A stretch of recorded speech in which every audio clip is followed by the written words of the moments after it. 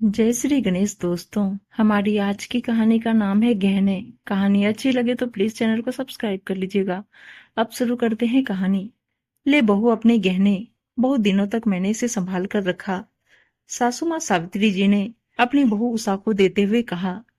गहने के नाम पर एक सेट पकड़ा दिया।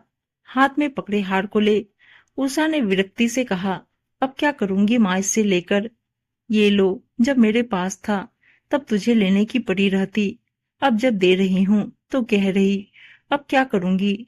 जो करना हो कर, मुझे बख्श दे। नितिन ने उषा से कहा, अरे माँ कब तक तुम्हारे गहनों को संभालेगी। गहने संभाली थी या कब्जे में रखी थी, चाहने के बावजूद कह नहीं पाई उषा।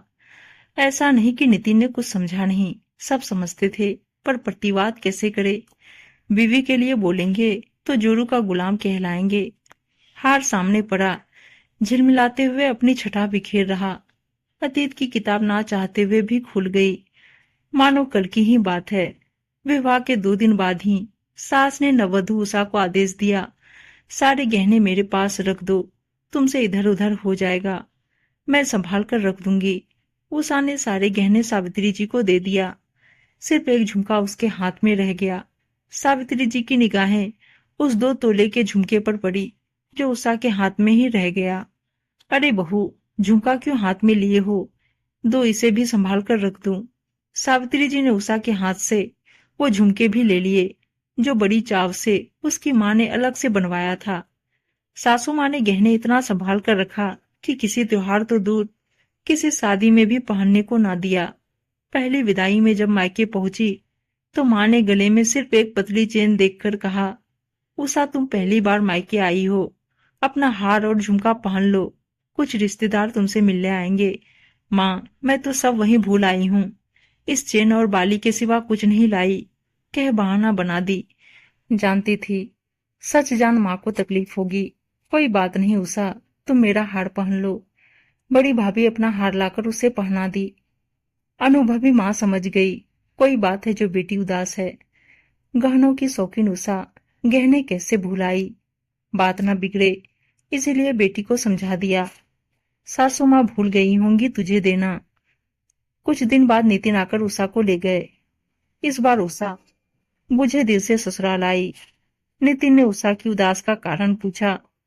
संकोची उषा ने बड़ी मुश्किल से नितिन को बता पाई, उसे गहने पहनना बहुत पसंद है, बिना गहने के मायके जाना उसे अच्छा नहीं लगा।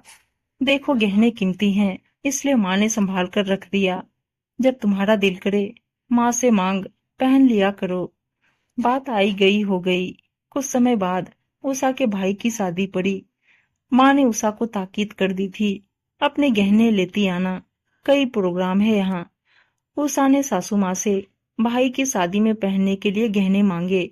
तब सासू माँ बोली, तेरे ससुर जी शादी में जाएंगे तो उनके हाथ भेज दूंगी, तुझसे इधर उधर हो जाएगा। पर माँ और फंक्शन भी है, उसमें भी तो पहनने हैं। उषा ने कहा तो सासू माँ बोली, उस समय तू नकली गहने पहन लेना। उषा मायके आ गई पर समझ न पाई, आखिर उसके गहने सासू माँ उसे पहनने को क्यों नहीं देती। शादी वाले दिन ससुर जी आए, एक गहने का सेट पकड़ा दिए। उषा अपनी झुमकी देख खुश हो गई। अगली सुबह नितिन आए, बोले पापा सारे गहने वापस मांग रहे। उषा ने झुमकी उतारी नहीं थी, सो बाकी सब दे दिया, झुमकी नहीं दी। ससुर जी ने सारे गहने गिने, एक कम था। उन्होंने तुरंत उषा को बुलाया, एक गहना कम है इसमें। हाँ पापा जी, झुमकी मैं उतार नहीं पाई इसलिए एक कम है, इसे छोड़ दीजिए, मैं लेती आऊंगी। उषा ने कहा, ना बेटा, तुम्हारी सास नाराज होगी, इसलिए इसे भी दे दो। नितिन वहीं खड़े सुन रहे थे। एक बार उन्होंने बोलने का प्रयास किया भी, पर ससुर जी ने उनको चुप करा दिया।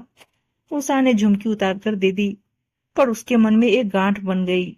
नितिन ने समझाया, मैं तुम्हें और झुमकी बनवा दूंगा। उषा ने कोई प्रतिक्रिया नहीं दी। 2 दिन बाद उषा ससुराल लौट आई, फिर उसने कभी गहने मांगे ही नहीं। बाद में पता चला, सासू माँ कभी जिठानी तो कभी ननद को वो गहने शादी ब्याह पर पहनने को दे देती थी। जब उषा मांगती तो कई बार गहने उनके पास नहीं होते। उषा के गहने बाकी सब पहनते और उषा को पहनने नहीं मिलता। कमरे में आ बेटी ने पूछा, माँ, अब दादी गहने दे रही तो आप क्यों नहीं ले रही हो? इच्छाओं को मारते मारते अब इच्छा ही नहीं रही। उम्र भी तो ढल रही, अब क्या करूंगी हार और झुमकी लेकर। जिम्मेदारी तले दबे तेरे पापा कोई गहना नहीं बनवा पाए थे। समझते सब थे, पर माँ के विरुद्ध कैसे जाए तो चुप रहते थे। अब क्या झुमकी पहनना? उषा ने उदासी से कहा।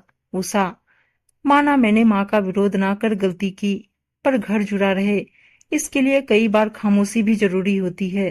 थोड़ा देर से ही सही, पर देखो आज मैं तुम्हारे लिए क्या लाया हूँ।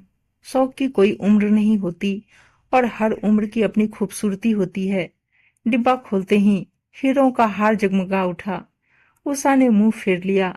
नितिन ने उसका हाथ पकड़ बोला, प्लीज। कई बार लफ्ज खामोश होते, जज्बात बोल उठते। उषा ने हार उठाकर नितिन को पकड़ाया। नितिन ने उषा को हार पहना दिया। तुम साथ हो, इससे बड़ा मेरा और कोई गहना नहीं, उषा ने भावुक होकर कहा।